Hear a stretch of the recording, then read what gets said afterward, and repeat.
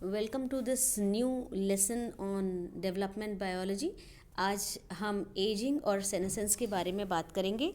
Ageing और senescence मतलब जीर्णता और काल प्रभावन, इनके बारे में बात करेंगे। एजिंग का कंसेप्ट ये लाइफ के चेंज के साथ रिलेट करता है कि लाइफ में रेगुलर एक पैटर्न फॉलो होता है जैसे जैसे व्यक्ति आगे की ओर बढ़ता है। यही प्रोसेस आगे जा कर के एजिंग को बताता है। मल्टी सेलुलर एनिमल्स का जो बॉडी है वो आमतौर पे एक सिंगल सेल से स्टार्ट होता है, जैसे कि हम सब जानते ही हैं। ये सिंगल सेल जाइगोट होती है। ये जाइगोट के अंदर जो एम्ब्रियो है उसमें डेवलपमेंट होता है, तो जा कर के वो एक छोटे बच्चे में बदल जाता है। बच्चा धीरे धीरे एक एडल्ट में बदल जाता है। समय के साथ साथ धीरे धीरे वह एडल्ट बूढ़ा होने लगता है या वृद्ध हो जाता है और फाइनली वो डिसेबल हो जाता है या अशक्त हो जाता है। काम करने की क्षमता उसके अंदर कम हो जाती है और इसी प्रोसेस को एजिंग कहा जाता है। तो एजिंग को आप क्या मानते हैं? ये एक बीमारी है या ये एक फेट है? मतलब ये हमारी डेस्टिनी है।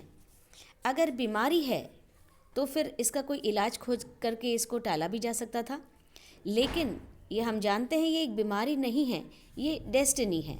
तो वो फैक्टर्स जो एजिंग लाते हैं जिसकी वजह से हम बूढ़ा होते हैं और फाइनली इंसान मर जाता है या कोई भी जीव मर जाता है, उसके कारण खोज करके इन सब बातों को समझा जा सका। नाउ आज इसी चैप्टर में, एजिंग और सेनेसेंस से रिलेटेड चैप्टर में हम स्टडी करेंगे। ये स्टडी जेरोंटोलॉजी कहलाती है। जेरोन का मतलब होता है old man. So the study which is related to this ageing process, इसको हम जेरोंटोलॉजी कहते हैं। जेरोंटोलॉजी के अंदर हम एक कलेक्टिव फिनोमिना की स्टडी करते हैं, जहाँ पे बायोलॉजिकल एज आती है, साइकोलॉजिकल एज आती है, सोशल, लीगल और फंक्शनल एज। बहुत सारी एज पैटर्न्स इस बीच में हमको देखने को मिलेंगे और ये सारे एज पैटर्न्स हमें एक अलग तरह का रिफ्लेक्शन देंगे, जिससे हम पता करेंगे कि समय के साथ साथ वो क्या चेंजेस आते हैं बॉडी के अंदर, जिसकी वजह से इंसान बूढ़ा होता है। या हम ये भी कह सकते हैं, क्या इंसान के अंदर चेंजेस आते हैं तो बूढ़ा होता है, या वो बूढ़ा हो जाता है इसलिए चेंजेस आते हैं। तो ये एक ऐसी चीज़ है जिसको आपस में रिलेट करना बहुत ज़रूरी है। सो time bound changes in the life happen in an individual which reduce his capacity or his efficiency and make him susceptible to accept diseases। धीरे धीरे इंसान के अंदर या ऑर्गेनिज्म के अंदर चेंजेस आते हैं और इन परिवर्तन के साथ साथ वो अपने कार्य कुशलता को धीरे धीरे खोने लगता है। इसी प्रोसेस को एजिंग कहते हैं। एजिंग जीवित या मृत किसी भी चीज़ में हो सकती है, नॉट नेसेसरी कि कोई लाइफ वाली चीज़ में ही एजिंग हो। फॉर एग्जाम्पल, हम जानते हैं शराब को जितनी रखी जाए देर तक उतनी वो ज़्यादा अच्छी हो जाती है, ऐसा माना जाता है। चावल भी इसी श्रेणी में आते हैं और बहुत सारी ऐसी चीज़ें जिनको अगर टाइम के साथ उनको वक्त दिया जाए तो वो उनका अंदर इम्प्रूवमेंट होता है। और ये भी है कि कई चीज़ों में उनकी क्वालिटी घटती भी है। So this is all ageing is about. मनुष्यों के अंदर आमतौर पे ऑर्गन्स और टिश्यूज़ धीरे धीरे डिटीरियोरेट होने लगते हैं, मतलब उनकी क्षमता कम पड़ती जाती है और इस कम पड़ने की जो इफ़ेक्ट है इसी को हम एजिंग के रूप में जानते हैं। वैसे एजिंग के साथ एक और टर्म यूज़ करते हैं जिसको सेनेसेंस कहते हैं। एजिंग एक ओवरऑल एक्टिविटी है जो हम अभी इसी लेसन के अंदर पढ़ेंगे कि कैसे कोई भी ऑर्गेनिज्म समय के साथ साथ आयु के बढ़ने के साथ साथ, मतलब कैलेंडर में एज के बढ़ने के साथ साथ बड़ा होता है। केवल ज़रूरी नहीं है कि बड़े होने के साथ साथ उसके अंदर सारे नेगेटिव चेंजेस आ जाएं, इंसान में पॉजिटिव चेंज भी आते हैं। फॉर एग्जांपल, समय के साथ साथ जब इंसान बूढ़ा होता है या बड़ा होता है तब वो ज़्यादा बुद्धिमान हो जाता है, क्योंकि वो ज़्यादा एक्सपीरियंस के साथ अपने आप को रिप्रेजेंट कर सकता है। आयु बढ़ने के साथ साथ उसके ज़िंदा रहने की क्षमता भी बढ़ जाती है, उसकी संभावना बढ़ जाती है, क्योंकि उसको अलग अलग रोगों के बारे में नॉलेज मिल जाती है और उसको एक कैसे हेल्दी जीवन जिया जाए इसके बारे में पता चलता है। तो ये पॉजिटिव चेंजेस हैं जो एजिंग के साथ आते हैं। जबकि वो सारे चेंजेस जो समय के साथ साथ मनुष्य को या किसी ऑर्गेनिज्म को नेगेटिव्स की तरफ धकेलते हैं, इनको हम सेनेसेंस कहते हैं। जो वो सारे परिवर्तन जो गिरावट या नेगेटिव होने से संबंध रखते हैं, उसको सेनेसेंस कहा गया है। As far as ageing is concern, ageing हो या सेनेसेंस हो, कुछ महत्वपूर्ण बातें इसके साथ रिकग्नाइज करना या इसके साथ रिलेट करना बहुत ज़रूरी है। जैसे एजिंग मल्टीसेलुलर एनिमल्स की एक स्पेसिफिसिटी है। No animal can be thought of without ageing. ये जो एजिंग की रेट है या सेनेसेंस की रेट है, ये अलग अलग एनिमल्स में अलग अलग है। अलग अलग फाइलम के एनिमल में या अलग अलग क्लास के एनिमल्स में तो ये अलग है ही, जो स्टैंडर्ड एज होती है। लेकिन इसके साथ ही एक ही स्पीशीज़ के अंदर अगर मेल हो फीमेल हो, उनके भी एज में डिफरेंस होता है। So there is no fixed age as such, लेकिन एक एस्टिमेटेड एज होती है जो हम कहते हैं कि इतने साल तक कोई इंसान या कोई जानवर जिंदा रह सकता है।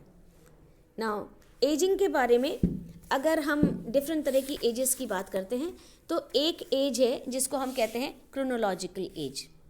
ये जो क्रोनोलॉजिकल एज है, ये कैलेंडर एज के साथ चलती है। ये जो सारे आपके इसके अंदर आ रहे हैं, ये वो चेंजेस हैं जो व्यक्ति के अंदर आते हैं बूढ़े होने के या समय के साथ साथ। तो एज की बात कर रहे थे। पहली एज जो हम कहते हैं क्रोनोलॉजिकल एज कहलाती है। क्रोनोलॉजिकल एज को अगर सही तरीके से कहा जाए तो ये कैलेंडर की एज है।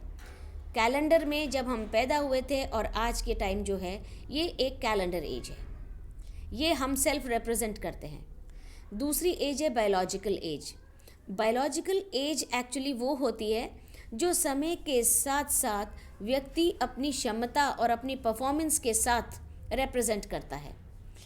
फॉर एग्ज़ाम्पल, कोई अगर 45 साल का भी व्यक्ति हो, लेकिन वो एकदम चुस्त दुरुस्त हो, सारे काम बहुत एक्टिवली कर रहा हो, उसके खान पान सारे चीज़ एकदम बैलेंस हो, तो वो काफ़ी यंग प्रतीत होता है। इसको कहते हैं बायोलॉजिकल एज। 45 का तो वो कैलेंडर एज में बोलता है, लेकिन उसको देखते हुए उसकी कैलेंडर एज लग सकती है कि वो बायोलॉजिकली 30 साल का है। तीसरी तरह की एज होती है साइकोलॉजिकल एज। साइकोलॉजिकल एज भी समय के साथ साथ बढ़ जाती है। ये एक्चुअली हमारे मेंटल फंक्शंस के साथ डील करती है। समय के साथ हमारे ब्रेन को, हमारे बिहेवियर में जो पैटर्न्स चेंज होते हैं, हम जो एक्सपीरियंस करते हैं, उन सब का ताना बाना हमारा ब्रेन सारा एक रूपरेखा बैठाता है और एक्सपीरियंस के साथ हम ज़्यादा मैच्योर हो जाते हैं। कई व्यक्ति इसी इंटेलिजेंट एज को साइकोलॉजिकल एज कहते हैं। एक अलग तरह की एज जो सोशल एज कहलाती है, इसके अंदर वो सारी चीज़ें आ जाती हैं जो एक व्यक्ति सोसाइटी में अपना रोल प्ले करता है। वो सोसाइटी की जिम्मेदारी उठाता है और ये सोशल स्टेटस स्टार्ट हो जाता है घर से। वो घर में माँ बाप, बेटा, दादा वगैरह वगैरह अलग अलग तरह के रोल प्ले करता है। ये रोल किसी भी जनरेशन तक जा सकते हैं। वो बच्चा होता है, वो माँ बाप की श्रेणी में आता है, वो दादा परदादा इत्यादि अलग अलग अपने रोल निभाता है, और इसी को हम कहते हैं सोशल एज। और साथ ही साथ वो समाज में एक पर्टिकुलर जगह स्थापित करता है, जिसके द्वारा वो अपना लालन पोषण करता है और अपनी फैमिली को पालता है। तो ये सारे वर्क प्लेस में या सोशल इंटरेक्शन में, सामाजिक जीवन में वो जो भी हरकत करता है, वो उसकी सोशल एज दिखाता है। कई लोग सोशली बहुत एक्टिव होते हैं, जबकि कई लोग ज़्यादा एक्टिव नहीं होते। तो इस तरह से एज के अलग अलग इम्पैक्ट होते हैं, और ये इम्पैक्ट एक व्यक्ति को उस पर्टिकुलर एज में लाना सिखाते हैं या उस पर्टिकुलर एज में कैटेगराइज होना बताते हैं। अब इसी बात को अगर हम एक और ढंग से देखें, तो एक इंसान जो ऐसा माना गया है कि मैक्सिमम किसी इंसान की एज है 122 साल का इंसान जीवित मिला है, मतलब मैक्सिमम किसी ने 122 साल देखे हैं। So the maximum proven age, जो प्रूव्ड एज है 122 है। एक्सपेक्टेड एज जो आम तौर पे हो जाना चाहिए वो है 120 साल, इंसानों के बारे में कह रहे हैं। और जो एवरेज एज है जो देखने को मिलती है वो 85 ईयर्स है। ये एक केवल ये मापदंड हैं जो स्थापित हो चुके हैं।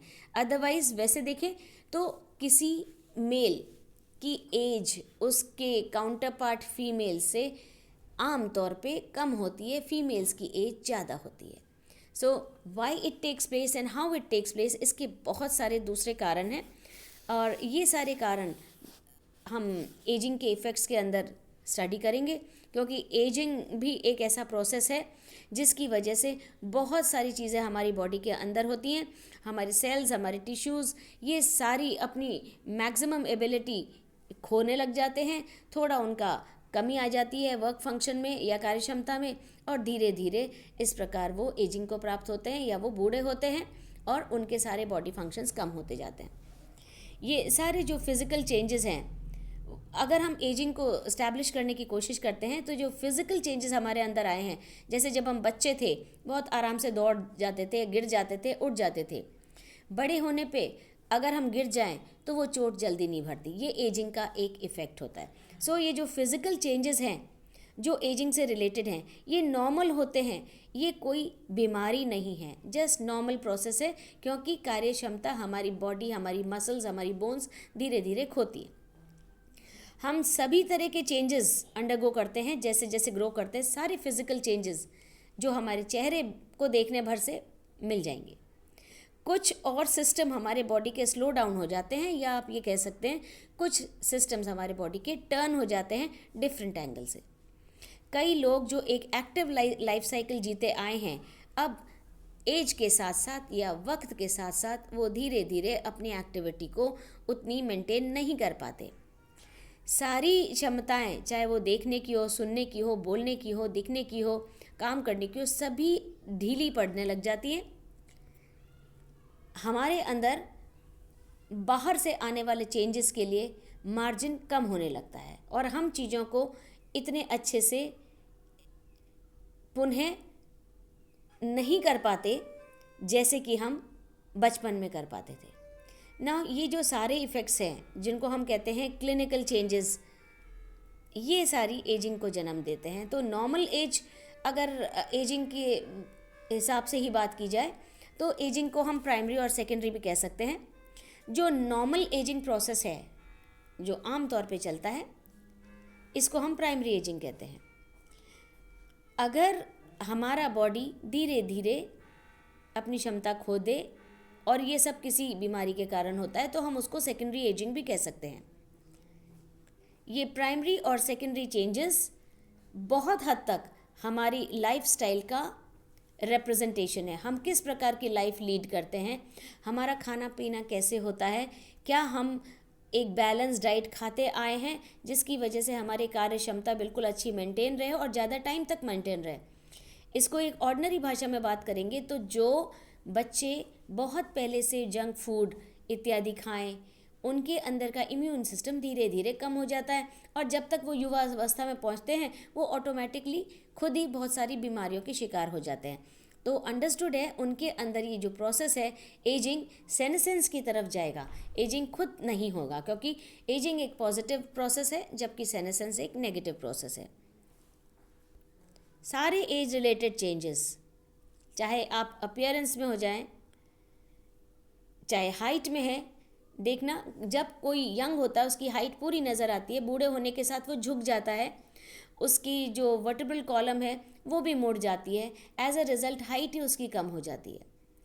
उसकी स्किन अपना टेक्सचर खो देती है और स्किन में झुर्रियाँ पड़ जाती हैं, आंखें नॉर्मल नहीं देख पाती और धीरे धीरे कैटरैक्ट होने की संभावना बढ़ जाती है या कई जगह ड्राई आइज़ हो जाती हैं तो देखने में प्रॉब्लम हो जाती है। ऑडिटरी सिस्टम हमारा वीक पड़ जाता है, एज अ रिज़ल्ट हमारे अंदर सुनने की कैपेसिटी भी कम हो जाती है। साथ ही साथ दांत झड़ जाते हैं और खाना खाने में तकलीफ़ स्टार्ट हो जाती है। जब खाना खाने में तकलीफ़ हो जाती है तो वो डाइट नहीं ले पाते जो नॉर्मली ले सकते थे। इन्हीं बात का अगर बार बार ध्यान दिलाया जाए कि कमी होती जा रही है, आप बूढ़े होते जा रहे हैं, तो वो व्यक्ति के अंदर एक साइकोलॉजिकल टॉर्चर हो जाता है और व्यक्ति समय से पहले ही बीमार पड़ने की प्रोसेस में आ जाता है। तो कभी भी ये हम वैसे ही मान सकते हैं कि अगर आपके घर में भी अगर कोई बड़ा व्यक्ति है, बूढ़ा व्यक्ति है, तो नेगेटिव बातें ना की जाए, इस बात को माना जाए कि समय के साथ चेंजेस हो रहे हैं, उनमें भी हुए हैं, आपके अंदर भी होंगे। बस द ओनली थिंग इज़, अगर हम एक अच्छी लाइफस्टाइल जीते हैं, हम एक्सरसाइज करते हैं, हमारा डाइट अच्छा है, और ऑफ कोर्स हम बड़ों के प्रति रिस्पेक्टफुल भावना रखते हैं, तो ये एजिंग जो प्रोसेस है इसको हम काफ़ी हद तक टैकल कर सकते हैं, क्योंकि ये बीमारी नहीं है, ये एक नॉर्मल प्रोसेस है जो समय के साथ सभी के अंदर आता है। This process is quite deep in study. तो हमारा नेक्स्ट चैप्टर होएगा एजिंग के इफ़ेक्ट्स के ऊपर, कि एजिंग के बहुत सारे इफ़ेक्ट्स होते हैं, और उन इफ़ेक्ट्स को 4 स्टेजेस में उन्होंने पढ़ा है, वो सब हम नेक्स्ट लेसन में करेंगे। Thank you.